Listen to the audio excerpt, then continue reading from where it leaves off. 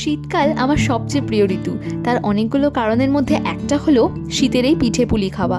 গতকাল ছিল পৌষ সংক্রান্তি, তাই মা বাড়িতে বানিয়েছিল পাটিসাপটা আর পায়েস।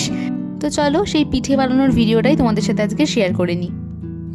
তো প্রথমেই মা পাটিসাপটা বানানোর জন্য যে ভিতরে পুরটা দিতে হয় সেটা রেডি করে নিচ্ছে। অনেকের বাড়িতেই অনেকভাবে বানানো হয় এই পুরটা, তবে আমাদের বাড়িতে বানানো হয় নারকেল কোড়া, গুড় আর খোয়া ক্ষীর দিয়ে। তো সেটাই এখন তৈরি করছে। সব রকমের পিঠে খেতেই শীতকালে খুব ভালো লাগে, তবে আমাদের বাড়ির সবার সব থেকে প্রিয় হচ্ছে এই পাটিসাপটা। এটা সত্যি এত ভালো হয় খেতে। তো এখন পুরটা বানানো হয়ে গেছে, তো মা রেখে দিল ঠান্ডা করার জন্য। আর এবার মা যে আগে থেকে দুধটা ফুটিয়ে ঠান্ডা করতে রেখে দিয়েছিল, সেটার মধ্যে 1 বাটি ময়দা, হাফ বাটি সুজি আর পরিমাণ মতো গুড় দিয়ে একটা ব্যাটার তৈরি করে নেবে পাটিসাপটাটা বানানোর জন্য। আর এখানে আমি কায়দা কানুন করছিলাম, একটুখানি ডিজাইন করার চেষ্টা করছিলাম।